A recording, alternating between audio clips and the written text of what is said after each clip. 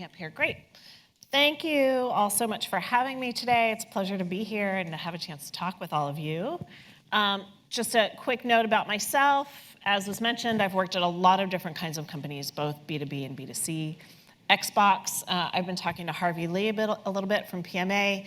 He and I were both working with Xbox at the same time. It's the first place where I encountered product marketers and worked with them as partners to do a lot of game and hardware launches.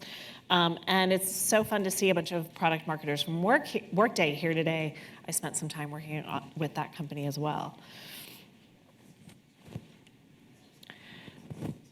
There are many, many talks and presentations about storytelling with data. A lot of them are about data visualization.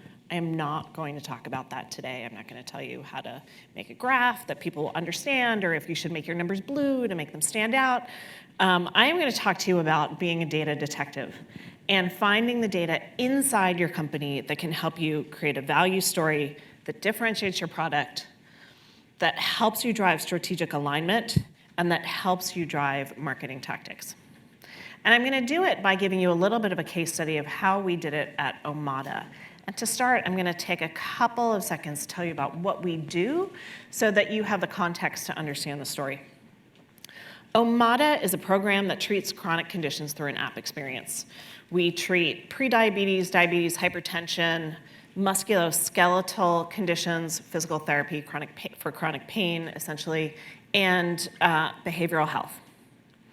We help people change their health behaviors in order to improve their outcomes and save their employers and health insurance companies money. Blank slide. Oh. We are a B to B to C go-to-market. I don't know, this is a build. My designer did something to surprise me that I didn't even notice.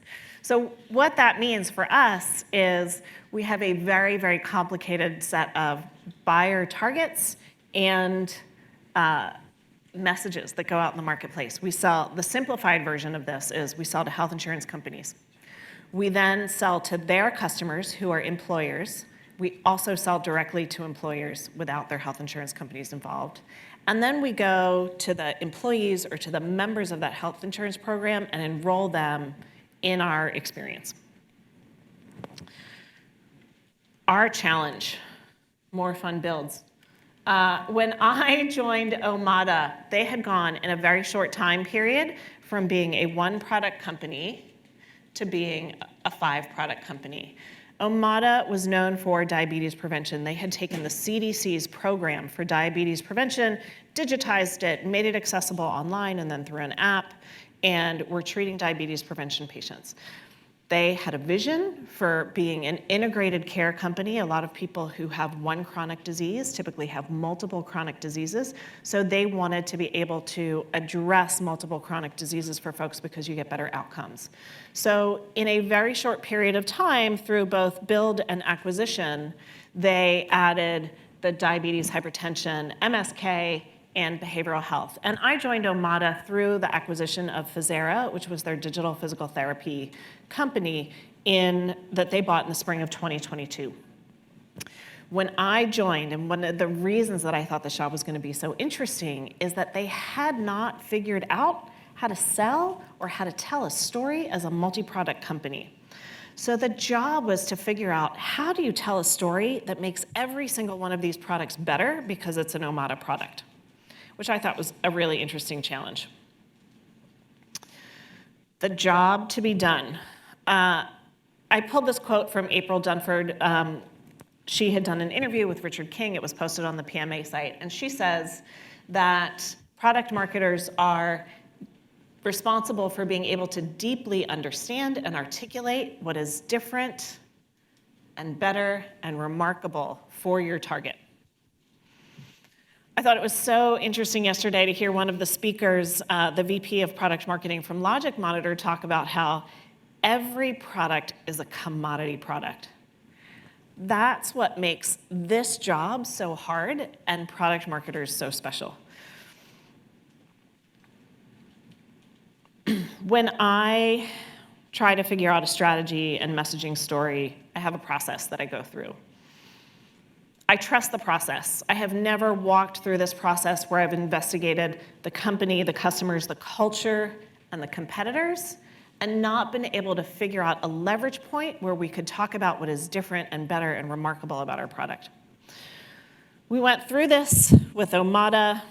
We spent months working on this and came out the other side, and I was stuck.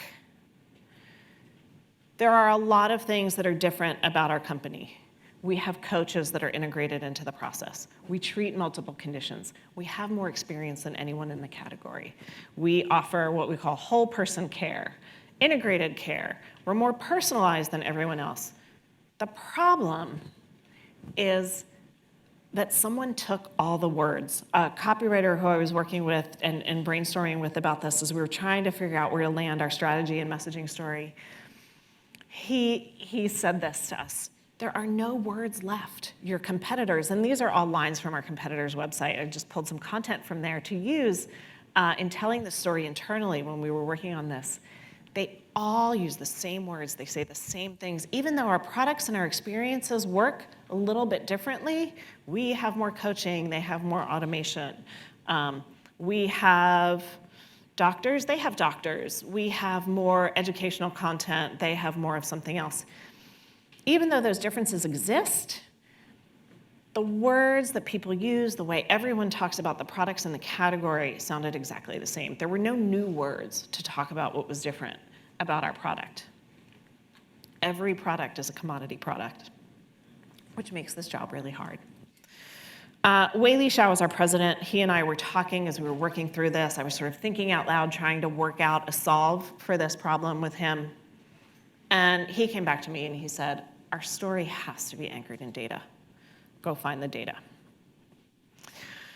So in this moment, it's a little less than 2 years ago. I had joined Omada in June of 2020. I had never met a single person who I worked with in person. We were all in pandemic quarantine.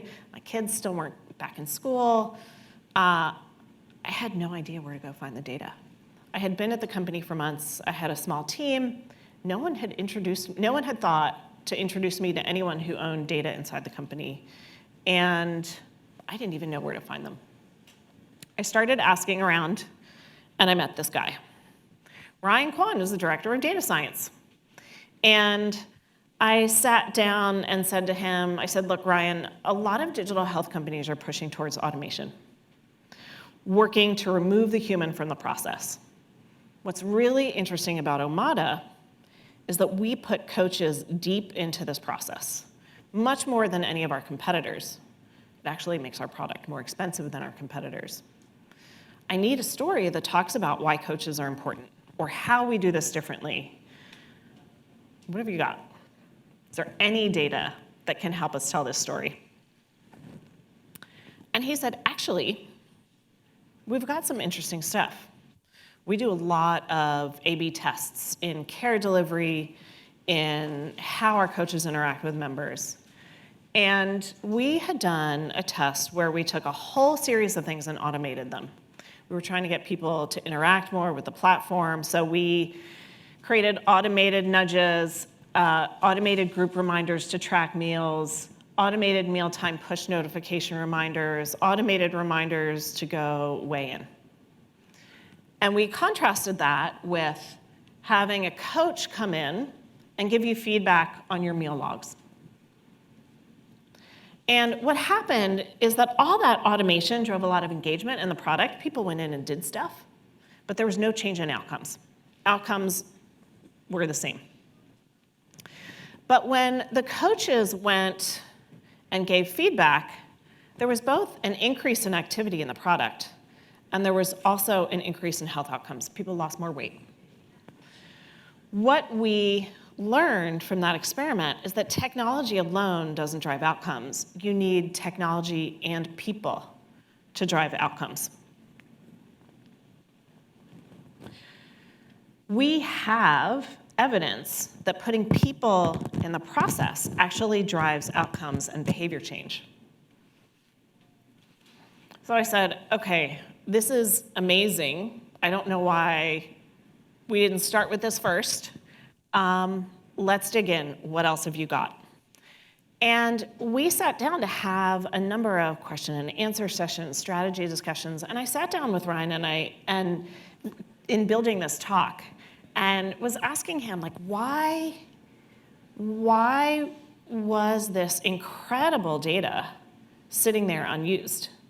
Because it wasn't new. These were care delivery experiments and tests that had happened years ago. And he said, you know what, no one ever told me what we were trying to do with the data. The marketing team would come to me and say, how many interactions are there between a member and a coach? Average is 31. Great, it's a number. That number was in our sales decks, it was in our marketing. But it's not terribly unique.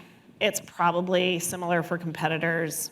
You could easily beat it if you wanted to beat it. It's not a number that we could do much with. And he said we had been sitting on this rich data set of coaching and member interactions for a long time, and we didn't really know what to do with it.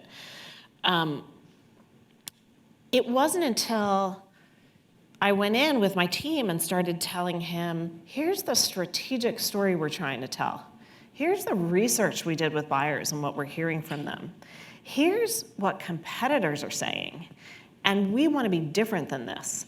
And having sat through those discussions and gone back and forth, he was able to understand what questions to ask of the database to help us be different and unique and to understand what was really special about how we delivered care at Omada. We ended up with 3 core numbers.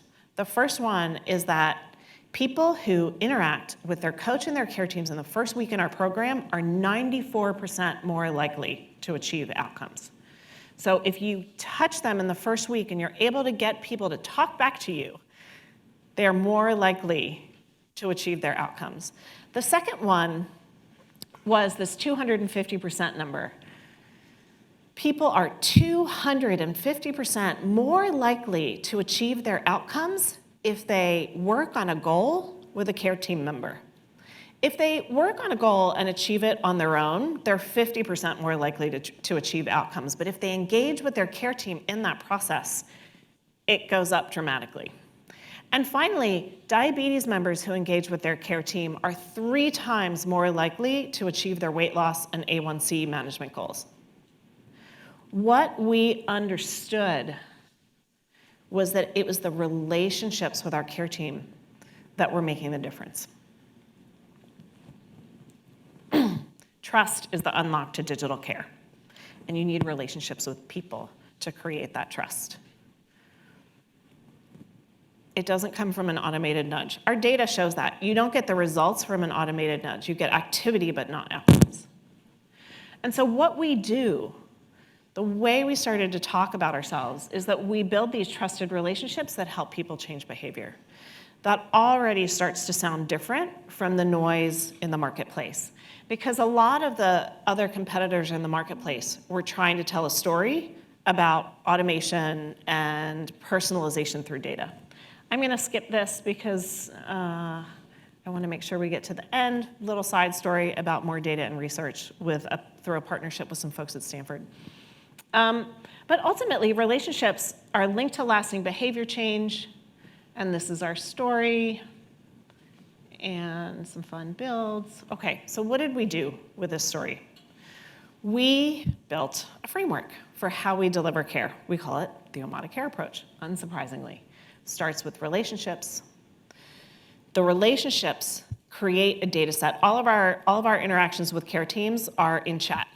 So if you're talking to a coach, if you're talking to a doctor, if you're talking to a diabetes educator, we collect all that data. And then we are able to use that data to surface insights to the care team about what that member needs and when they will be receptive to change. That allows us to design very, very personalized interventions that take into account the individual's openness to change, what they feel like they can and can't do, what their specific health conditions are, what their life situation is. Do you have kids? Do you work the night shift? How do I create an intervention that's going to be right for you and your life. And because those interventions are so personalized, they are more likely to drive action. People are more likely to do things that are relevant to their life and their life situation. We then took this care approach and shopped it around the company and used it to drive alignment around the product, with the product team, with the clinical team, about what our product needed to do and how we needed to go and sell our story. The product team is looking at strengthening member and coach communications in week 1. That is obviously critical to how we deliver care and the outcomes we get, so they're working on that. They're also looking at how they strengthen member and coach relationships through the whole cycle, because we can see that at goal setting, for example, which is a later moment in the cycle, those relationships are critically important. And they're also looking to make it easier for the care teams to access insights and ideas for interventions, creating what we call a playbook, a coach playbook, that surfaces interventions that take into account relevant member contexts and health situations. We also went and talked to the clinical team. Our clinical research team does all kinds of research about outcomes. They do randomized controlled trials so that we can have the kind of data that health insurance companies need to buy healthcare products. And we looked at how we could connect specific behavior changes that are happening in the program to clinical outcomes and ROI. And then we worked with Ryan and his data science team to understand how we could better understand if a coach-member relationship was strong, what we could do to improve it, and how we could even predict before members started the program if a member and a coach would be able to develop a relationship and develop trust. What differentiates Omada is not just having coaches. It's not that we treat multiple conditions. It's not whole person care. It's not our ROI. It's not our outcomes. We were able to use this data to understand that what we do is improving health by building belief through behavior change, and how we do it is through relationships that simplify and improve care across conditions. Data is now absolutely core to our story. We launched something that we called the Omada Insights Lab. And the Omada Insights Lab, I don't want to call it, it was a marketing tactic. We already had all these people inside the company who were using data to solve problems, right? The data science team, the behavior science team, product designers, care delivery team, the clinical design team, they would get together, they would look at data about what was happening, how members were using the product. But we weren't bringing that data outside the company and using it to tell our story, using it to prove that what we do is different and better. And so we created the Omada Insights Lab as a marketing tool, and we went out and launched it to the market. And in 2021, we had 10 articles and mentions and over 19 million impressions around the Omada Insights Lab, the data that we're generating. We have white papers that the sales team uses all the time. We have material on our website that customers can go download. Our head of data science now does custom Omada Insights Lab presentations for top customers like Pepsi, and helps them understand what's happening with their members and how they're using the program and how our coach and member interactions are driving engagement and outcomes. So, a couple of lessons to pull out of this process. Data is core to telling many of our marketing and product stories. There is data. Most of you come from companies that are digital companies. Everyone has data sitting somewhere inside your company that's unused. And the first thing you have to do is go find the person in your company who is passionate about data. Make friends. One tip is if there's a guy walking around the company with a math hat on, he might be your guy. The second is to ask them a lot of questions. Explain how you want to use the data. The marketing team had interacted with Ryan a lot before. They had asked him questions. They were just the wrong questions. And Ryan didn't understand, because he had no context, he didn't understand how he could bring something to them that was different and better. So we created that understanding in that context, and we got better data. The second thing is go socialize the data throughout the company. Socialize what you're learning. This is someone's job. Jackie does this job. She's sitting here. She took this data, she took the Omada Care approach and took it on tour and presented it to all these different teams throughout the company so that they could figure out how to take this and organize their own work around our story. And I think something that's really important is as you hone your story, as you get alignment, you have to keep honing it and making it better. We are working right now on a project to make our story better, get better data. And I think something that is really important to remember is you have to be story first and data second. Once you understand that there is data to support your story, go write your story and then bring the data in where it's important. And finally, you need to collaborate across. There's a lot of meetings and sessions about cross-functional teams. How do you work with product? How do you work with sales? How do you bring in these different stakeholders to make your product marketing job easier and better? You need collaboration to do that. We would not be in this really interesting place if we hadn't worked closely with those cross-functional teams. And then finally, you need to constantly optimize. This is iterative. We've put together a new story, we've pulled together new data. We are in the market right now doing new research with customers to figure out how we can build on the story we have, how we can use this new data to make it stronger, how we can bring something new to sales for 2023 so that they can go out and keep building on our story, because those competitors who had all the same words on their website to describe their products as we did, they now have copied some of our new words. Easy to copy words, hard to copy data. So we are out there bringing new insight to the story. Thank you very much.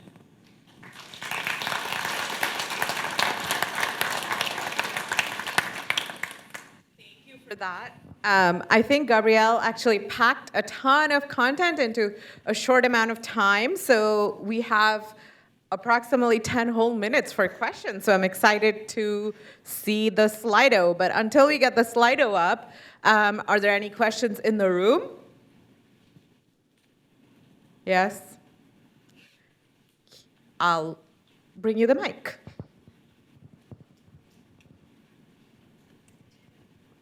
Hi, thanks for a great presentation. How far do you go in proving to the consumer or whoever you're selling it to the veracity of your data? Like, it sounds like it's all true, but do you do footnotes, or how deep a dive? Yeah, that's a really interesting question. I think our internal audiences are harder than our external audiences on us. We have a very, we're a healthcare company. There's a lot of regulation around the data that we use. It is probably harder for us to get something approved to use publicly than it is for us to prove to our customers that it's real. There's a point in the sales process where customers really want to dig into the data, and that's when we bring the data scientists and the clinical people into the room. We don't really get questioned about this data. It is based on our book of business. We have hundreds of thousands of members who have come through our program. So we have real, when we say that, they sort of nod their heads, and that's enough for them to believe that the data is real. And then at a later stage in the sales process, when the questions get harder, that's when we bring the data. That's a clinical to clinical conversation, or a data scientist to data scientist conversation. There's one more in the room, so maybe before we move on to Slido, I will walk the mic over really quickly.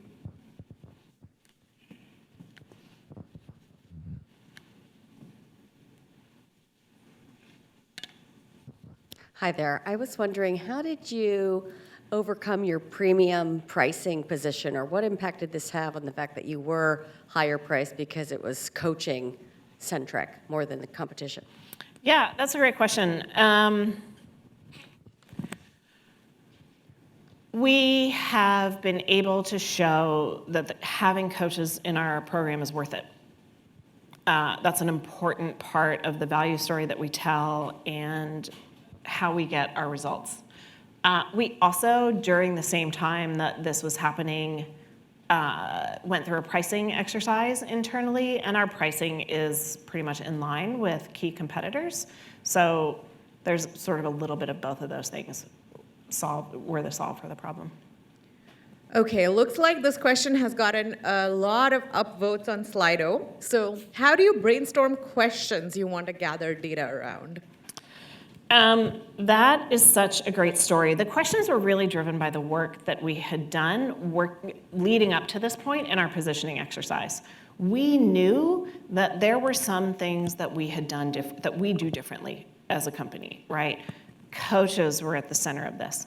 The fact that we treat multiple conditions was at the center of this. Some of the questions that we were asking of the data is, when we treat two things together, is it better than just treating one? The answer is yes.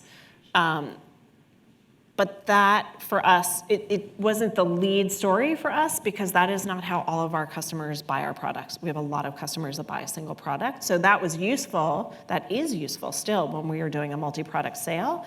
But we needed something that you could sell if it was one product or all 5 products.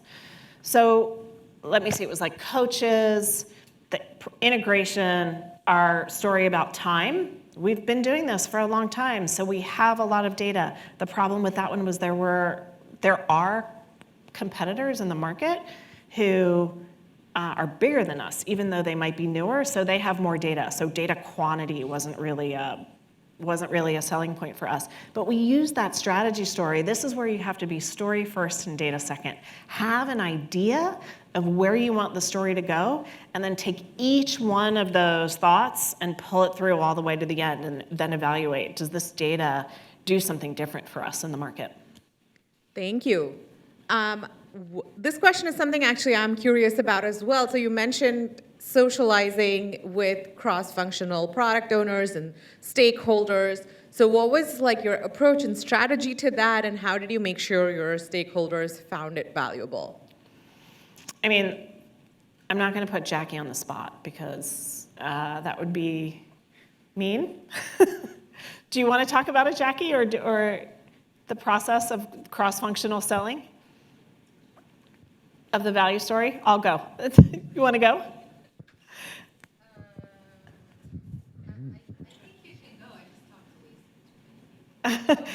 Jackie did that work. Jackie put together a presentation saying, this is our care approach. This is how we're going to go sell our care delivery story. This is what the sales team is going to go do. And she went and talked to the product team. She went and talked to the clinical team. She went and talked to data science. She talked to the care delivery team. She told the story over and over again, and then went back to them and talked about how they were going to organize their work to align with this care approach. I mean, Jackie sits with the product team. They say, hey, we're going to do all these things. This is our roadmap. And Jackie says, okay, let's sit down and organize that roadmap to our care approach, and let's talk about where things fit, and if maybe they are in or out, because are they making our care approach better, or do they sit over here somewhere? And then let's talk about what we do with those things. It's really a lot of just one-on-one or small team workshopping, talking, questions and answers. All right, well, I think everybody in the room now knows Jackie, so if you have follow-up questions, please find her. One last question, and then we'll move on. How often, or like what cycle cadence would you recommend having these meetings with the data experts? All the time. I mean, there's new data all the time. How often do we talk to Ryan all the time? I don't know how, there's no regular cadence. He is thankfully very accessible to us. Look, I mean, we made his team famous. He was like, I've got people in my team who their whole careers wanted to be in TechCrunch, and now here we are in TechCrunch. So, he knows that we've done something really valuable for him. He knows that when he sits down and talks to us, that he will also get something out of it. So it's not hard to get him when we need him, and we need him all the time because the data is core to our story. Thank you so much. Let's give Gabrielle a huge round of applause to thank her.